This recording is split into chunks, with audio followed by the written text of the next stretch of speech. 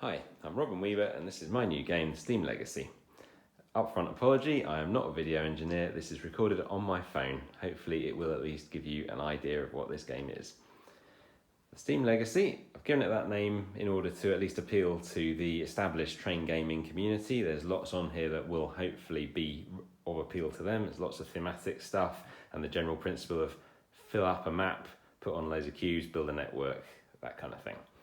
But this game is not really like any other train game I've played. The mechanics are completely new, completely different, and hopefully enough sort of like a more broader spectrum of Eurogame that it will appeal much wider than that.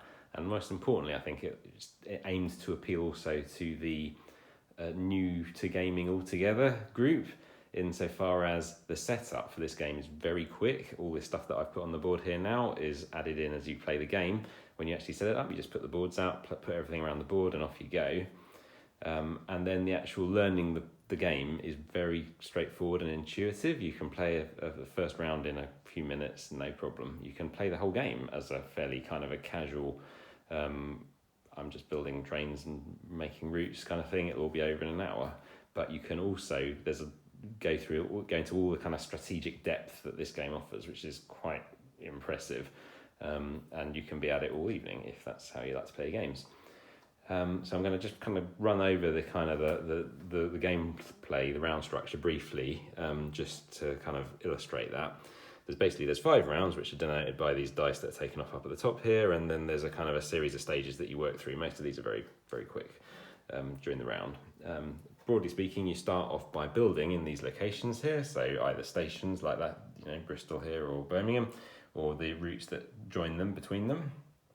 And then what you're actually building in those locations, or building or widening them, is capacity, which is denoted by these little signal tokens here, which you then remove back from the board to claim them for your lines, which are labelled by these A, B and C letters, which go onto your player board here. So the more capacity on my line, which is denoted across this by tiles across the player board, the more tokens I have to take off the game board, the capacity I have to take out stations.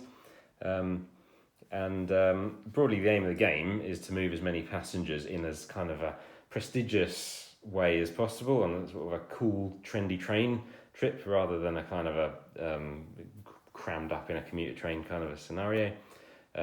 So the more effectively you manage your capacity, the higher your prestige will become, which is up there. And then the points are awarded for number of passengers moved multiplied by prestige. So you're running a company that the marketing of the 21st century dreams of. Then you go around that 5 times. At the end of each round, there's some income and costs and things, so money is important. There's also a voting mechanism for allowing who isn't allowed to build what.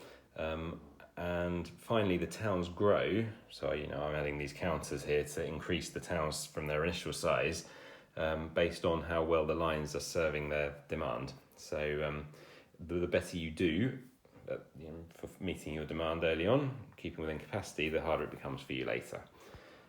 It's a great challenge, a great game, hopefully approachable for a wide spectrum of people. Thanks very much.